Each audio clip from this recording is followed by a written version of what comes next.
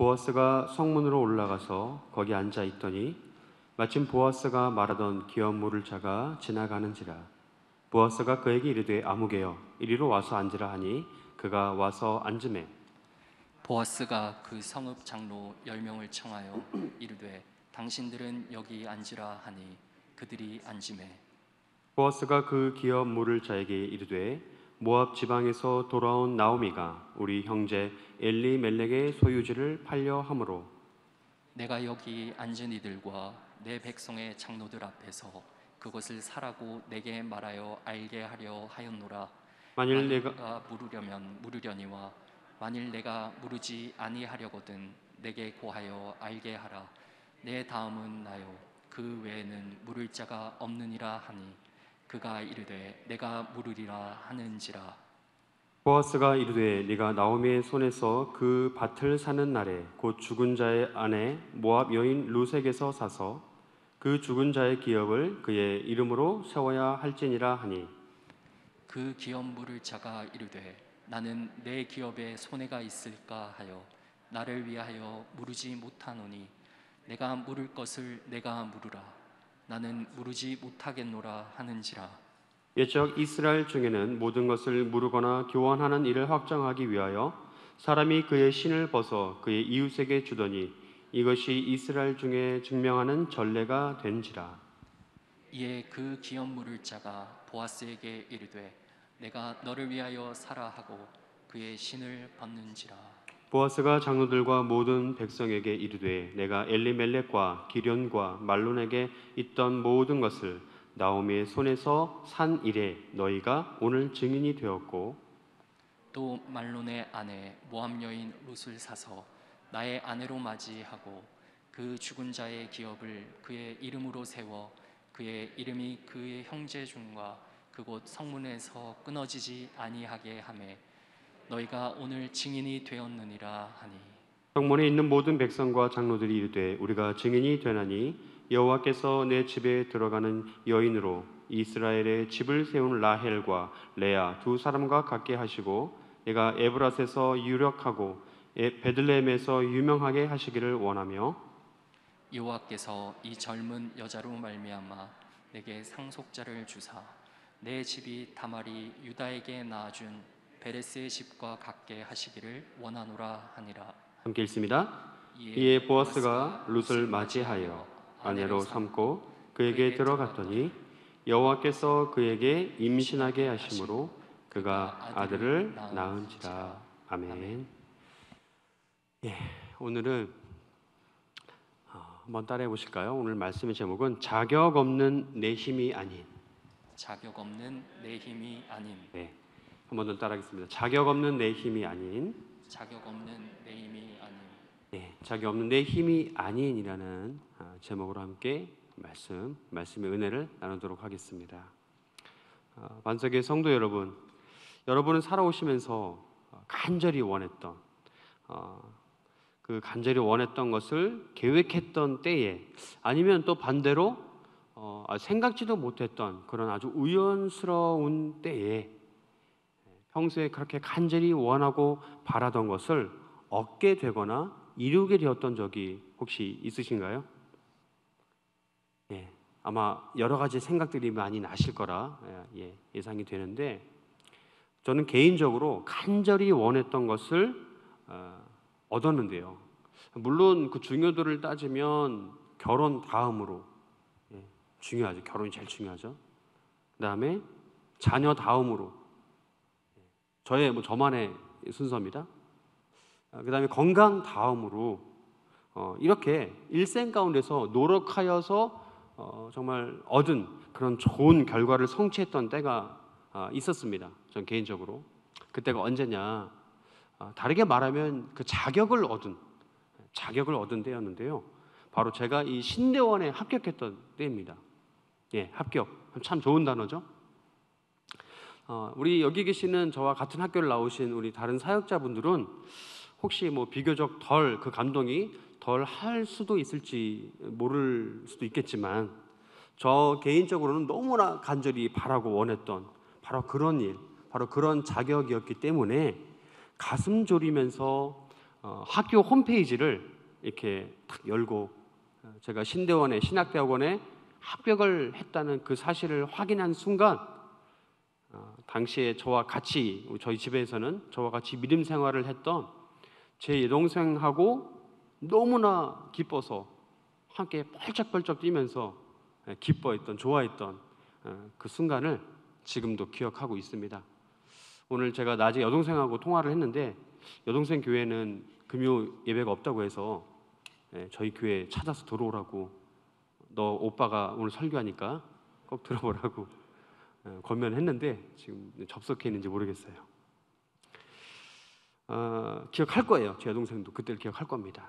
그때가 이제 2008년도에 제가 입학을 했으니까 2007년도에 그걸 확인했었는데 참 그때를 잊지 못합니다. 그 시험을 앞두고서는 제가 이 꿈을 꿨는데요. 신대원에 이제 합격하기 전에 너무 간절히 바랬던 터라 꿈을 꾸었습니다. 그래가지고 신대원 제가 정문 앞에 합격을 해서 그 정문 앞에 있는 그 땅바닥에 제가 입을 맞추는 꿈을 실제 꾸기도 했어요. 이건 진짜입니다. 그래서 제가 학교를 이제 실제로 합격하고 나서 꿈이 아닌 진짜로 합격하고 나서 계절학기를 듣던 중에 겨울밤이었어요. 너무 감격스러워서 제가 기숙사를 밤에 나와서 그 학교 앞에 저희 신학대학원 정문 앞에 좁은 문이라는 큰 두 개의 돌기둥이 있거든요. 그 사이로 지나갔던 추억이 있습니다. 보이시나요? 화면으로?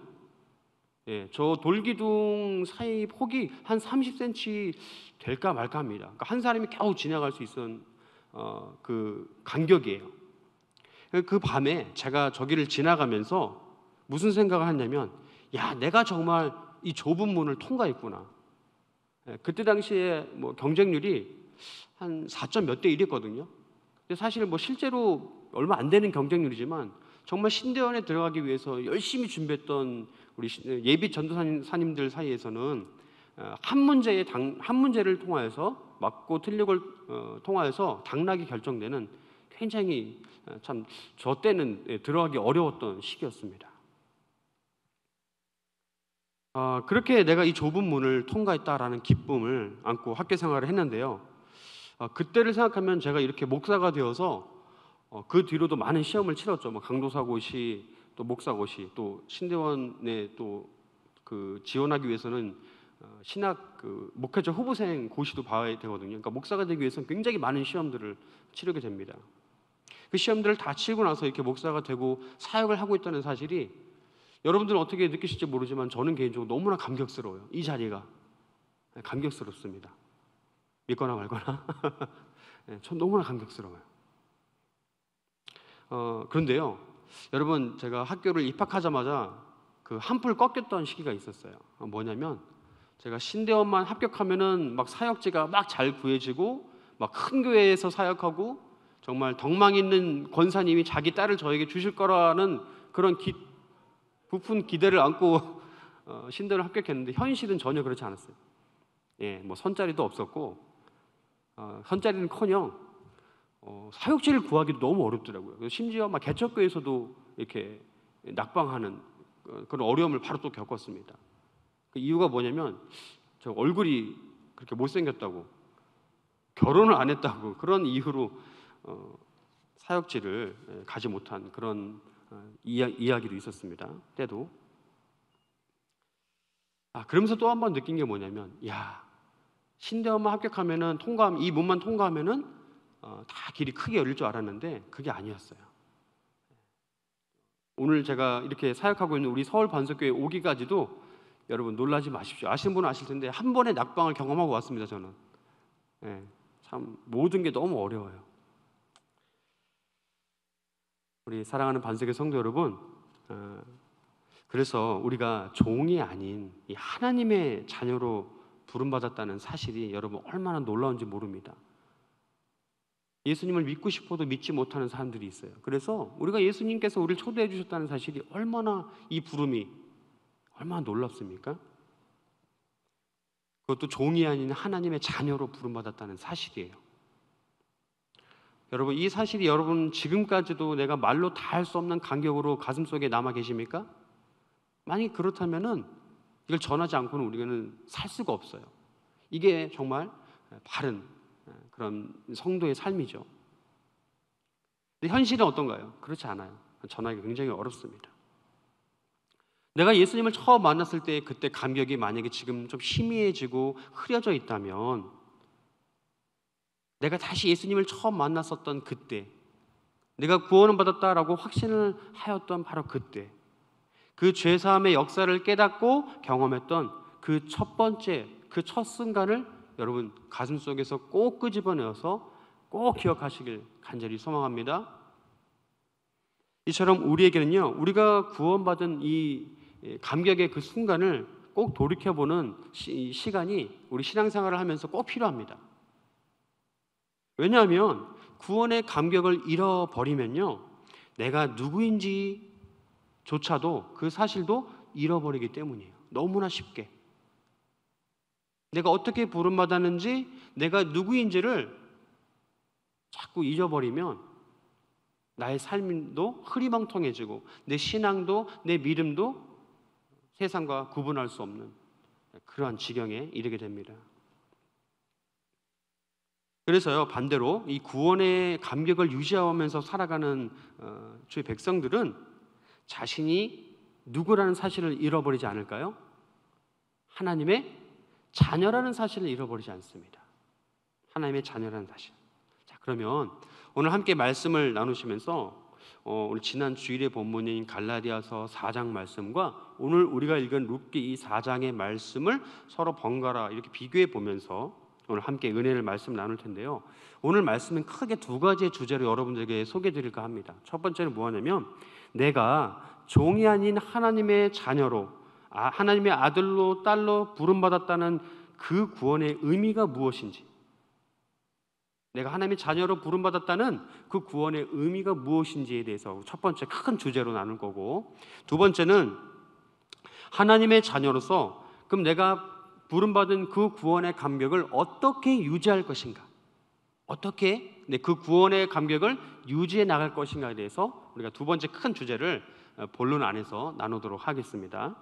먼저 첫 번째 큰 주제인데요, 다시 한번 우리가 화면을 통해서 볼까요? 뭡니까? 내가 종이 아닌 하나님의 자녀로, 아들로 딸로 그렇게 부름받았다는 그 구원의 의미가 무엇인가, 첫 번째로 나눠볼 거예요.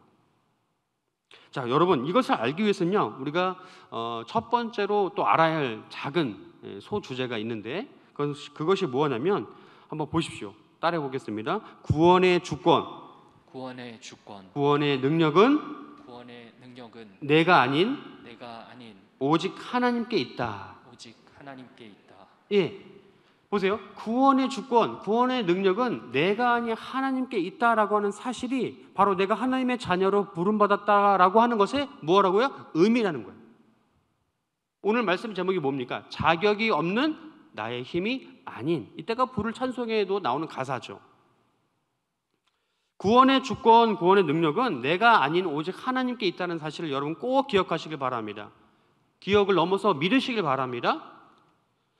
한 번 더 따라해 볼까요? 구원의 주권은 내가 아닌 오직 하나님께 있다. 오직 하나님께 있다. 여러분, 선수가요, 올림픽이 얼마 전에 끝났는데 이 운동 선수가 그 자신의 종목에서 메달을 따려면 제일 첫 번째 알아야 될 게 뭘까요? 한번 생각해 보세요. 내가 운동 선수인데 내가 지금 하고 있는 운동에서 금메달을 따려고 하면, 만약 올림픽이면 올림픽이고 어떤 대회든 무엇을 제일 먼저 알아야 할까요? 그것은 바로 내가 하는 운동이 어떤 종목인지 알아야 돼요. 너무나 당연한 말인데 여러분 중요합니다. 내가 어떤 종목의 선수인지 제대로 알아야만 금메달을 딸 수 있는 거 첫걸음이에요. 내가 농구 선수나 축구 선수면 어떻게 해요? 공을 골대에 넣어야 되죠. 여러분, 양궁 선수는 어떻게 해요? 관역에 화살을 맞춰야 되는 거예요. 너무나 당연한 거 아니냐라고 생각하시는 분들 계시겠지만 여러분, 그걸 모르면은요 안 돼요. 오늘 제가 주제를 말씀드리는 겁니다. 우리가 인생을 살아가면서 많은 사람들이, 또 많은 우리의 자녀들이요, 우리가 경주하고 있는 인생이라는 종목에 대해서 전혀 고민하지 않고 있다는 사실이 여러분 얼마나 안타깝고 슬픈 일인지 모릅니다. 바로 이 고민이요, 모든 분야에 다 해당이 돼요. 우리 인생이든 우리 신앙이든 우리가 하고 있는 운동이든 간에 우리를 제대로 살게 해주는 지표가 된다는 것입니다. 내가 어떤 길을 가고 있는지, 내가 무엇을 하고 있는지 인식하고 있어야만 올바른 길을 가고 있다라는 인식을 우리가 누릴 수 있다는 거예요. 은혜를, 감격을. 이 지표에 대한 고민이 우리에게 정말 중요합니다. 이 사실을 깨닫는 오늘 밤 되길 간절히 소망합니다. 마찬가지로 여러분, 군인이 어떨까요? 군인이 전쟁에서 승리하기 위해서는요, 여러분, 자신이 누구라는 사실을 알아야 돼요? 군인이라는 사실을 알아야 되죠. 군인이라는 사실을 모르면 어떻게 전쟁에서 이길 수 있습니까? 전쟁에 나가지도 못하죠. 총을 쏘는 법도 모를 거고 어떻게 은폐 언폐를 해야 되는지도 모를 거예요. 마찬가지입니다. 주를 믿는 자녀라면 내가 믿는 예수 그리스도가 누구인지, 또 그분이 나에게 선물로 주신 구원이 무엇인지를 정확하게 알아야 되는 거예요. 아는 게 이렇게 중요합니다. 여러분 함께 갈라디아서 4장 1절로 3절 말씀을 읽겠습니다. 큰 소리로 시작.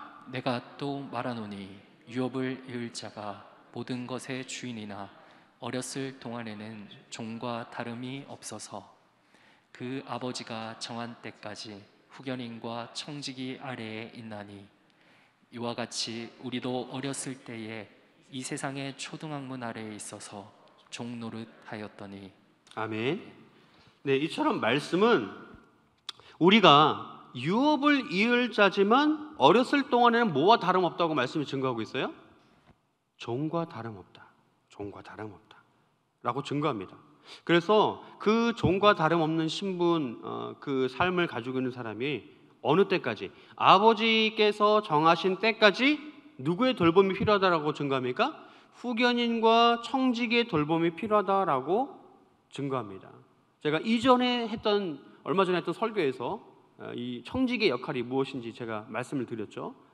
종의 주인도 이렇게 양육하고 교육하는 그러한 역할을 한다고 말씀을 드렸습니다. 재산도 관리를 하고. 여러분, 이게 무엇을 설명해 주냐면요, 비록 우리의 신분이 하나님의 자녀로 바뀌었다 할지라도 현재 우리의 삶을 여러분 한번 바라보세요. 지금 내가 살고 있는 삶의 모습을 한번 바라보세요. 어떤 삶입니까? 하나님의 자녀에 가까운 삶의 모습입니까? 아니면 세상의 종과 같은 거기에 가까운 삶의 모습을 여러분 살고 있습니까? 답은 여러분이 아시죠? 그러므로 우리의 신분과 우리의 처지를 정확하게 파악하고 우리가 알아야 됩니다.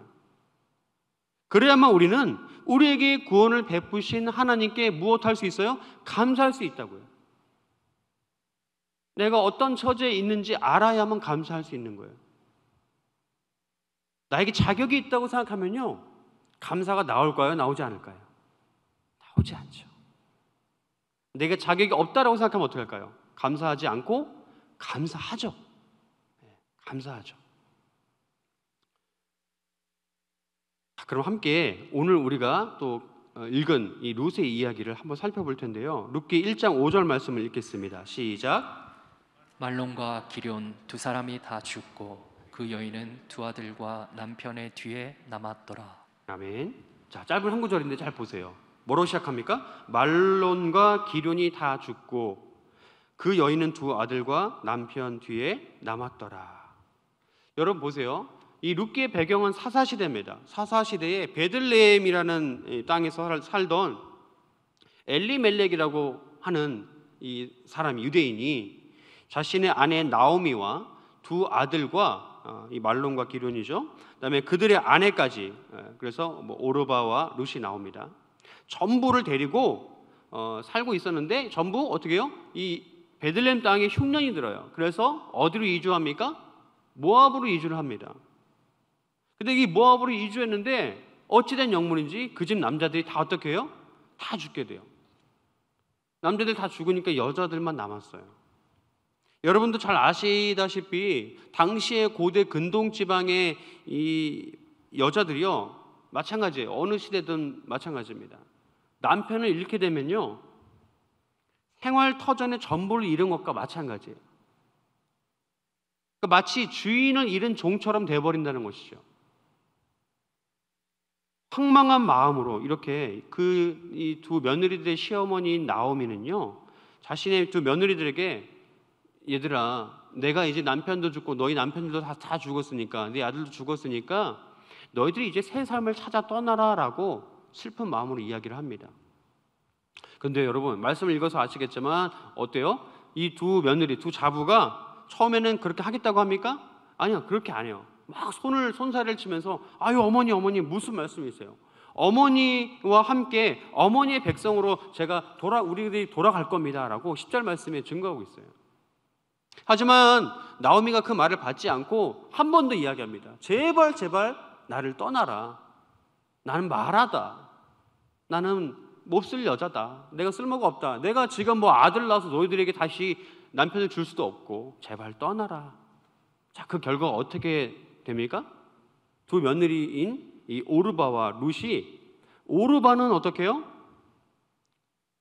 나오미를 떠납니다. 그 룻은 남아요. 자, 여기에서 좀 알아야 될 게, 저도 주석책을 좀 찾아보고 했는데 이게 좀 궁금해서, 흔히 우리가 알기로는 우리가 일반적으로도 그 시어머니를 버리고 떠난 오르바에 대해서 우리가 좋은 감정이 생깁니까? 그렇지 않은 감정이 생깁니까? 예, 잘 안 보여요. 이게 마스크 속에 하시고 제가 어떻게 답할지 잘 안 보이는데 제 마음은 그래요. 아니 어떻게 지조가 이렇게 없냐 여자가. 예, 이 열려문을 받으려면 예? 그 시어머니를 끝까지 모셔야지. 남편이 죽었다 하더라도. 아니 오르바는 땡. 예, 룻은 최고. 이런 마음이 있었어요. 그런데요, 제가 책을 찾아보니까 그렇지 않다라는 거예요. 오르바가 한 선택은요 아주 일반적인 선택이에요. 그러니까 결코 남들에게 손가락질 받을 만한 그런 선택을 한 게 아닙니다. 여러분, 우리가 이 내용을요 단순히 좀 봐야 되는 게 보면은 오르바가 그냥 새롭게 시집가려 했다라고 하는 그런 사실로 이해해버리면 우리가 이 본문의 내용을 반만 이해한 거예요. 반만. 그러므로 우리가 기억해야 할 중요한 사실이 있는데요. 그게 뭐냐면요, 오르바가 나오미를 떠난 것은 여러분 신학적인 의미를 좀 찾아봐야 돼요. 단순히 지조 없이 시어머니를 떠났다는 게 아니라 그건 일반적인 거고, 영적인 의미를 좀 해석하면 오르바는 그 자신의 시댁에서 믿었던 누구를 떠나보낸 거예요? 여호와 하나님을 떠나보낸 거예요. 그 신앙을 저버린 거예요. 그런데요, 룻은요 또 반대로 보면 단순히 시어머니 나오미와 의리를 지킨 거라고 우리가 생각하기에는 좀 뭔가 부족해요. 룻은 지조 있는 여인이야 라고 생각하기엔 뭔가 좀 부족해요. 우리가 어떻게 이해합니까? 오르바와는 반대로 그녀가 자신이 시댁에서 알고 믿게 되었던, 비록 모압 땅이었지만 이방 땅에서 알게 됐던 여호와 하나님을 버리지 않았다는 사실을 우리가 기억해야 합니다. 자, 함께 룻기 1장 16절 17절 말씀을 읽겠습니다. 시작. 룻이 이르되 내게 어머니를 떠나며 어머니를 따르지 말고 돌아가라 강권하지 마옵소서. 어머니께서 가시는 곳에 나도 가고 어머니께서 머무시는 곳에서 나도 머물겠나이다. 어머니의 백성이 나의 백성이 되고 어머니의 하나님이 나의 하나님이 되시리니 어머니께서 죽으시는 곳에서 나도 죽어 거기 묻힐 것이라. 만일 내가 죽는 일 외에 어머니를 떠나면 여호와께서 내게 벌을 내리시고 더 내리시기를 원하나이다 하는지라. 아멘. 여러분 보세요. 이처럼 룻은요 분명히 여호와 하나님에 대한 경외심이 있는 여인이었어요. 우리는 그녀가 이 시어머니 나오미에게 한 고백을 보면서 그녀의 신앙을 확실하게 엿볼 수 있었습니다. 여러분, 우리도 마찬가지예요. 우리도 역시 살아가면서 형태는 다르지만 우리가 이 룻이 맞이한 그런 신앙적 이 선택의 기로에서 놓일 때가 있습니다. 있어요. 그때 우리는 룻처럼 중요한 사실을 알아야 되는데, 첫 번째, 내가 누구인가? 내가 어느 집안 며느리인가? 내가 어느 신을 모시는 집의 사람인가? 자, 그러면 내가 믿는 그 하나님이란, 여호와 하나님이란 분이 어떤 분인가에 대해서 룻은요 흐리멍텅하게 알았을까요? 정확하게 알고 있었을까요? 네, 정확하게 알고 있었죠. 룻은요 단순히 하나님께 벌받은 그 사실이 두려워서가 아니라 벌 주시는 그 능력의 하나님을 두려워한 거예요. 벌 받는 걸 두렵지 않습니다. 하지만 그 하나님을 두려워했다라는 거예요. 이러한 정확한 깨달음의 이 믿음으로 나아가시는 저와 여러분 되시길 주의 이름으로 간절히 축원합니다. 여러분, 또 생각해 보면요, 우리의 구원도 마찬가지예요. 우리는요, 내가 누구인지, 내가 믿는 분이 누구인지를 알고 있는 것에 그냥 멈춰서는 안 됩니다. 룻을 통해서 우리가 깨달아야 돼요. 알기만 하고 그것을 잊지 않기 위해 노력하지 않거나 실천하지 않으면 반드시 어디에 넘어가게 될까요? 유혹에 넘어가게 되어 있어요. 유혹에 넘어가게 되어 있습니다. 그래서 룻은 아무 보장도 자신에게 해주지 못하는 그런 능력 없는 시어머니를 따르게 된 것이에요. 근데 룻은 그 능력 없는 시어머니를 바라본 게 아니라 그 시어머니를 지켜주는 누구를 넘어서 본 겁니까? 여호와 하나님을 본 거예요. 룻은요, 눈에 보이진 않지만 가슴으로 느껴지는 하나님에 대한 소망을 그녀는 붙잡은 것입니다. 자신이 누구의 자녀인지도 그녀는 잊지 않았어요. 반석의 성도 여러분, 우리도 마찬가지입니다. 우리 역시도 인생을 살아가면서 절체절명의 위기에 처해 있을 때 알아야 돼요. 무엇을요? 내가 누구의 자녀인지, 내가 믿는 하나님이 어떤 분이신지 여러분 꼭 기억하시기 바랍니다. 그러면 흔들리지 않을 수 있어요. 그래야 흔들리지 않고 바른 선택을 할 수 있습니다. 지금 서 있는 여러분 각자의 자리에서 내게 구원의 약속을 주신 분이 누구신지 여러분 꼭 기억하시길 바랍니다. 그러면요, 내가 무엇을 해야 할지 답이 나와요. 내 머릿속에, 가슴속에 답이 나옵니다. 우리가 지금 마음속에 품은 희망은 여러분 말씀드립니다. 전염병이 창궐해 있는 지금 이런 어려운 시기, 어두운 시기에도 반드시 꽃을 피울 수 있어요. 마음속에 희망을 우리가 품고 잃지 않으면. 그냥 드리는 말씀이 아닙니다. 여러분, 여러분들에게 세상 권력이, 물질이, 돈이, 명예가, 아니요, 심지어 가족조차도 세상 어느 누구도 그 무엇도 나에게 영원한 소망을 주진 않습니다. 내가 매일매일 무엇을 묵상하는지, 내가 누구를 바라보는지 여러분 꼭 기억하세요. 오직 하나님 그분만이 우리에게 보내신 아들 독생자 예수 그리스도, 그분 그리스도만이 우리의 소망이 되시는 줄 믿으시길 바랍니다. 그러면 여러분, 우리에게 소망이 찾아오는 그때가 언제일까요? 우리는 바라봅니다.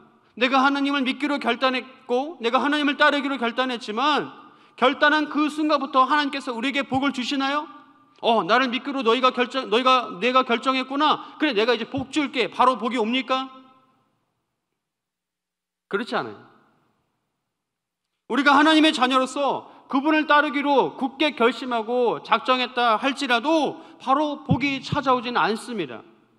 그 복은 언제 찾아올까요? 여러분, 언제요?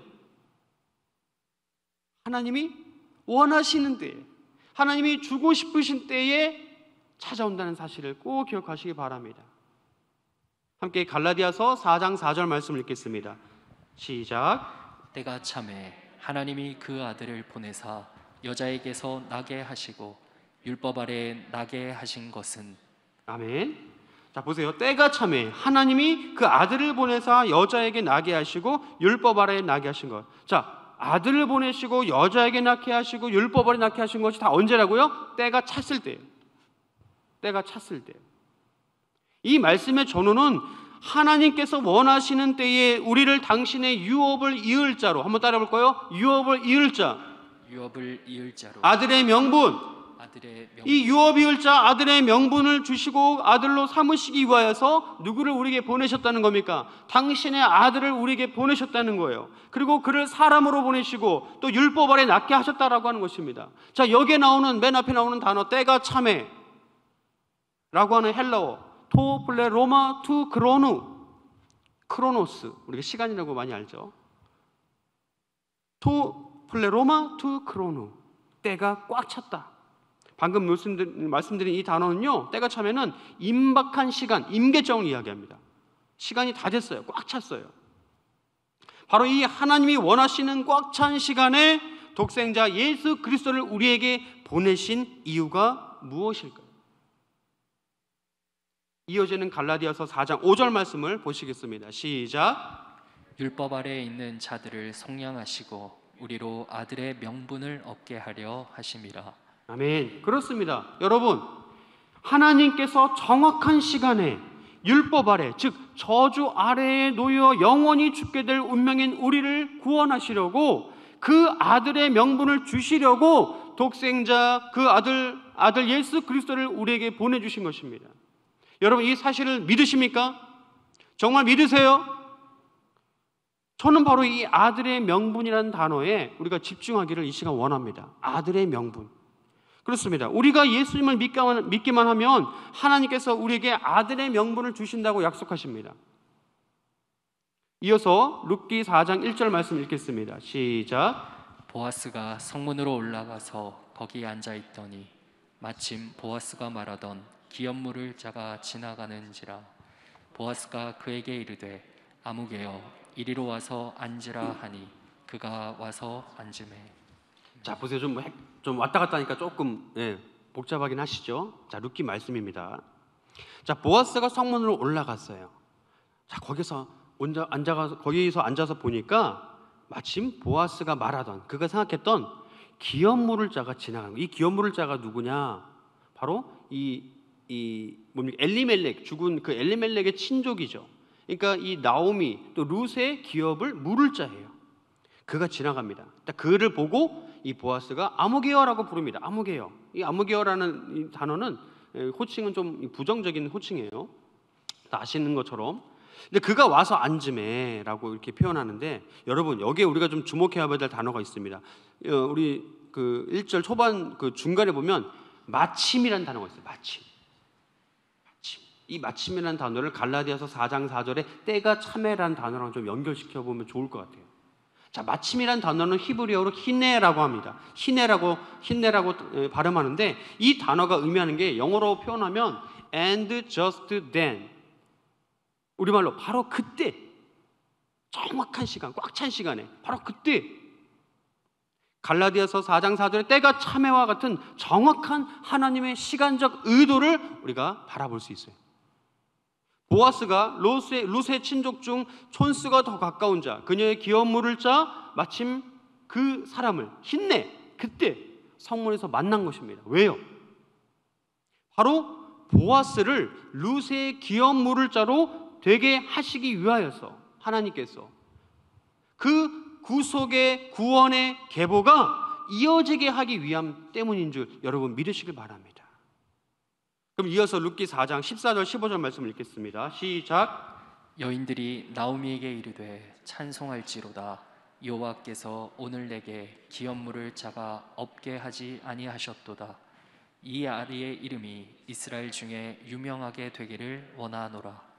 이는 내 생명의 회복자이며 내 노년의 봉양자라. 곧 너를 사랑하며 일곱 아들보다 귀한 내 며느리가 낳은 자로다 하니라. 아멘. 자, 여러분 보세요. 14절에 기업 물을 자, 14절에 15절에 내 생명의 회복자, 내 노년의 봉양자. 여러분 좀 과하지 않나요? 아들 낳았다고 이렇게 과한 칭찬을, 축하를 해준 게 좀 이상하지 않나요? 이게 어떤 의미입니까? 이게 바로 룻이 가졌던 믿음의 결과예요. 룻이 가졌던 믿음의 결과. 우리가 지금 방금 읽은 말씀이 그대로 증거하는 겁니다. 하나님께서는 정확한 때에 정확한 방법으로 나오미와 룻의 기업을 이어주셨습니다. 그 결과가 뭐예요? 그가 보아스와 함께 낳은 아들 오벳을 통해서 확인할 수 있는 거예요. 여러분, 이 오벳이 누굽니까? 이새의 할아버지가 되는 거 아닙니까? 그죠? 다윗의 할아버지가 되는 거 아니에요? 그죠? 정확하게 구원의 계보가 이어지죠. 바로 이 사실이 오늘 우리가 나누고 있는 우리 첫 번째 큰 주제의 두 번째 소주제로 우리를 이끌어줍니다. 한번 보시겠습니다. 시작. 우리가 받은 구원에 대한 확신이 결국 하나님을 아버지로 부르게 한다. 아멘. 여러분 그렇습니다. 우리가 받은 구원의 확신이요, 하나님을 누구라고 부를 수 있게 해준다고요? 아버지로 부를 수 있게 해주는 거예요. 우리가 종이 아닌 아들로 부름받았다는 사실을 확신함으로 인하여서 우리는 진정으로 우리가 믿는 하나님을 아버지로 부를 수 있게 된 것입니다. 여러분, 이 사실이 지금 여러분 마음 가운데 감격으로 다가오고 있으십니까?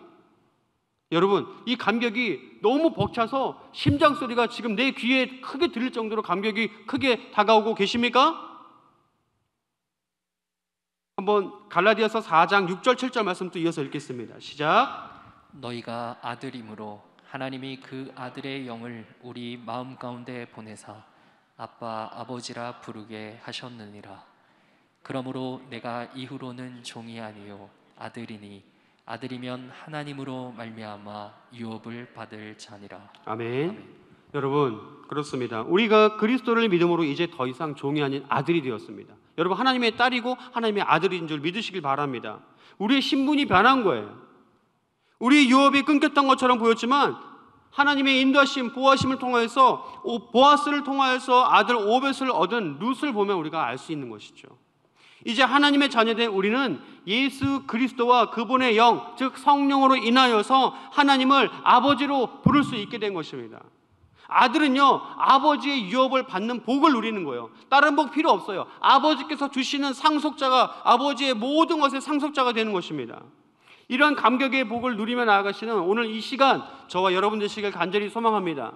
자, 이제 오늘 말씀의 큰 두 번째 주제로 나아가겠습니다. 그것은 바로 화면을 보시고 함께 따라하겠습니다. 하나님의 자녀로서 어떻게 구원의 감격을 유지할 것인가? 어떻게 구원의 감격을 유지할 것인가? 자, 여러분, 내가 받은 구원이 어떤 의미인지 여러분 깨달아지시나요? 마음의 감동이 찾아오셨나요? 자, 그럼 이걸 여러분 어떻게 돼요? 잘 간직해야 되겠죠. 잘 유지해야 되겠죠. 어떻게 해요? 두 가지 답을 말씀드립니다. 첫 번째입니다. 우리가, 자, 보세요. 우리가 한번 따라해 보세요. 우리가 하나님의 자녀로서 얻게 될 현세와 내세에서 받을 복을 소망하는 것. 아까 뭐라고요? 하나님의 유업을 받을 자, 하나님의 기업을 받을 자는 뭐라고요? 하나님이 주시는 모든 것의 상속자라는 거예요. 그러니까 이 땅에서도 하나님 나라에서도 복을 누리게 되는 것이 우리 정해진 운명이에요. 근데 이거를 제대로 보지 못하면 날마다 슬픔에 휩싸여서 살아갈 수밖에 없는 겁니다. 우리는 하나님의 자녀로서 당당히 하나님 아버지께 받을 복을 누려야 됩니다. 이 땅에서도 하나님 나라에서도.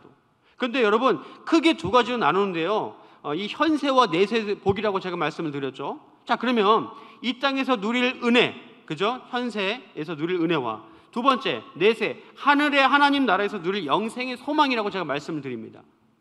이 땅에서 누릴 은혜와 영생의 소망.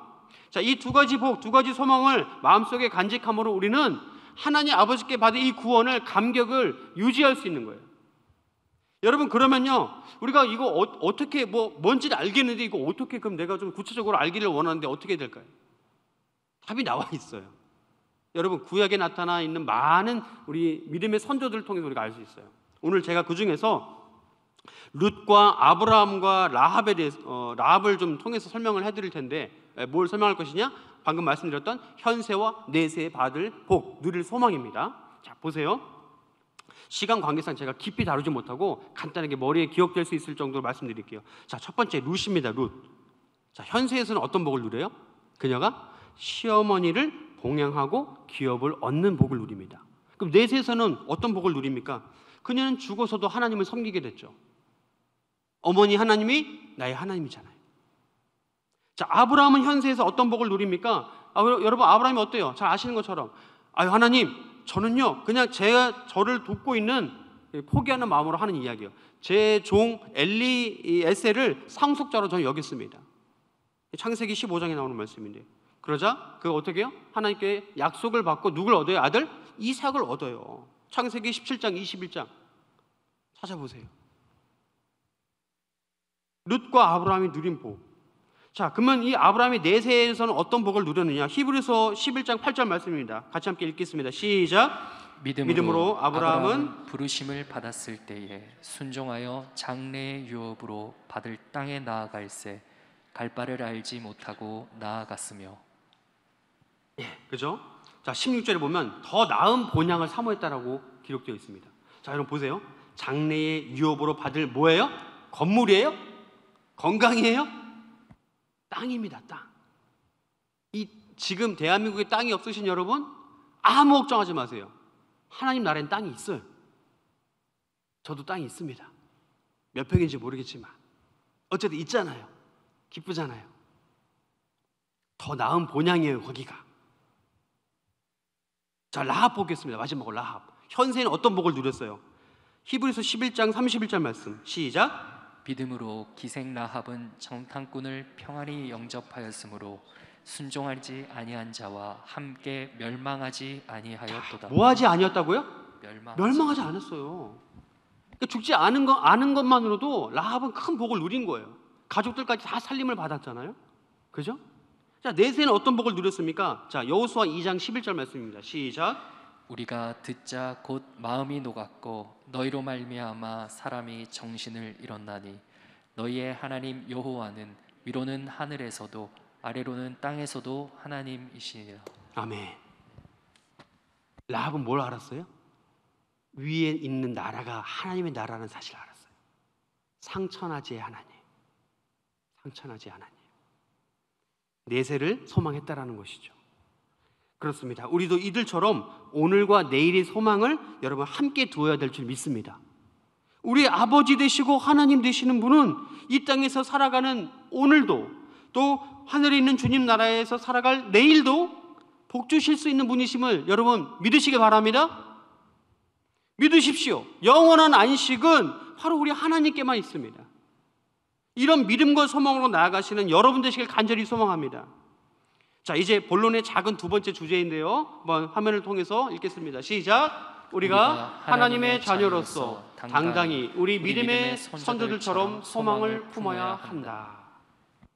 방금 말씀드린 것처럼 이 소망은요, 우리가 하나님의 자녀로서, 누구의 신분이라고요? 하나님의 자녀로서. 우리의 정체성이 뭐라고요? 하나님의 자녀로서 소망을 품어야 된다는 거예요. 아유, 내 인생 뭐 이래? 내가 돼도 뭐가 되겠어? 난 실패한 인생이야? 여러분, 그건요, 심하게 말하면 하나님을 저주하는 것과 마찬가지. 절대 여러분 자신을 스스로 비방하고 책망하지 마세요. 자, 그럼 여러분, 제가 소망을 품어라 말씀드리는데 어떻게 소망을 품어야 될까요? 또 궁금해지는 게 생기시죠? 생길 수 있습니다. 자, 답을 드립니다. 여러분, 그리스도를 품어야 됩니다. 소망이 뭐라고요? 그리스도를 품는 거예요. 빌립보서 2장 5절로 8절 말씀 읽겠습니다. 시작.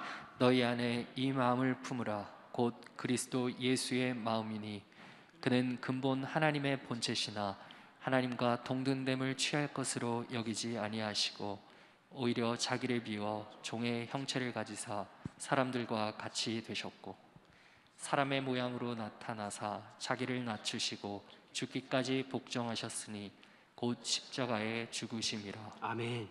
여러분, 빌립보서 이 말씀 2장 5절로 8절 말씀이요, 그리스도를 우리에게 품게 하는 소망의 귀한 아주 명확한 안내서가 되는 줄 믿습니다. 우리의 영생에 대한 소망을 우리가 방금 언급했던 이 믿음의 선조들이 똑같이 그러했던 것처럼 구약의 메시아, 신약의 예수 그리스도를 우리가 소망하고 품어야 될 줄로 여러분 우리는 믿습니다.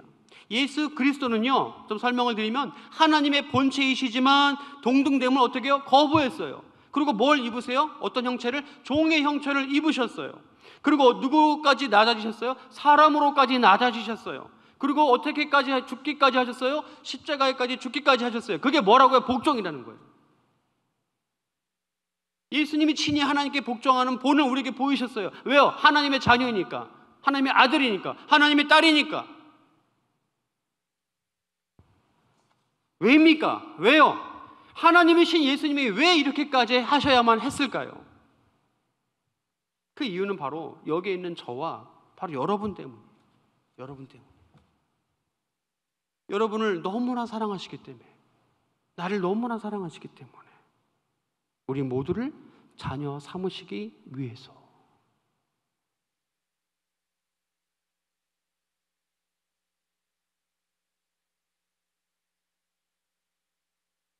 그러므로 우리는 내가 종이었던 사실, 구원받을 아무 자격이 없었다는 그 죄인이었다는 사실을 잊지 않도록 노력해야 합니다. 그래야만 감사할 수 있어요. 여러분, 지금 내 마음 가운데 감사가 사라졌다. 여러분, 누굴 소망으로 품으라고요? 예수 그리스도를 소망으로 품으시기 바랍니다. 내 마음에 감사가 사라졌다고요? 예수 그리스도께서 누구를 위해 죽으셨는지, 무엇을 위해 죽으셨는지 여러분 잊어버리신 거예요. 잊어버리신 거예요. 왜 감사하지 못합니까? 왜 기쁘지 못합니까? 이 땅에 땅이 없다고요? 땅이 있다고 말씀드렸잖아요. 그거 하나로 여러분 만족하지 않습니까? 하나님의 자녀로서의 삶은요, 어떤 삶이에요? 감사하는 삶이에요. 한번 따라해 보겠습니다. 감사하는 삶. 감사하는 삶. 이것이 바로 우리가 누구인지를 증거해주는 삶의 표본이고 모습이에요. 감사하지 않으면 하나님의 자녀인 줄 세상이 우리를 몰라봐요. 이 바른 삶의 증거를 꼭 살아내시는 여러분 되시길 간절히 소망합니다. 여러분 이제 말씀 마칠게요. 말씀 마칩니다. 여러분 꼭 기억하시길 바랍니다. 나의 구원은 나의 자격과 내 힘이 아닌 오직 선하신 하나님의 계획으로 인해서 또 십자가에 달려 죽으신 우리 죽으시고 부활하신 예수 그리스도를 통하여서 우리에게 선물로 값없이 주셨습니다. 진정한 고엘, 즉 기업 물음은 그 주인은 바로 우리 주 예수 그리스도이세요. 보아스가 고엘 제도를 떠올린 것처럼 하나님께서는 그리스도를 통해 우리의 기업을 물으신 거예요. 오직 그리스도만으로 죄인이었고 종이었던 그런 자격 없는 나에게 구원이 찾아왔음을 우리는 기억해야 합니다. 내가 처음 예수님을 인격적으로 만나고 성령의 감동으로 인해 내가 회개하면서 펑펑 울면서 여러분 목 놓아 울었던 그 밤을 여러분 기억하십니까? 아직 잊지 않으셨죠? 그러면 그 감동을 이제 무엇으로 바꿔야 돼요? 감동을 감사로 바꿔야 돼요. 감동했는데 왜 감사가 없어요? 왜 없으십니까? 감사는요, 내가 만난 예수님 전하는 거예요. 어떻게 살라고요? 내가 만난 예수님 전하는 거예요. 예수님 바로 알고 나도 똑바로 볼 수 있어야만 여러분 나의 자격 없음이 보이는 거예요. 나의 자격 없다는 사실이. 그리고 반대로 내가 받은 모든 게 다시 보이기 시작하는 거예요. 와, 내가 구원을 받았구나. 와, 내가 은혜를 받고 있구나. 와, 내가 감사하고 있구나. 이 소중한 진리를 모두 기억하며 실천하는 그러한 은혜가 이 시간 함께하는 우리 모두에게 있기를 주의 이름으로 다시 한번 간절히 축원합니다.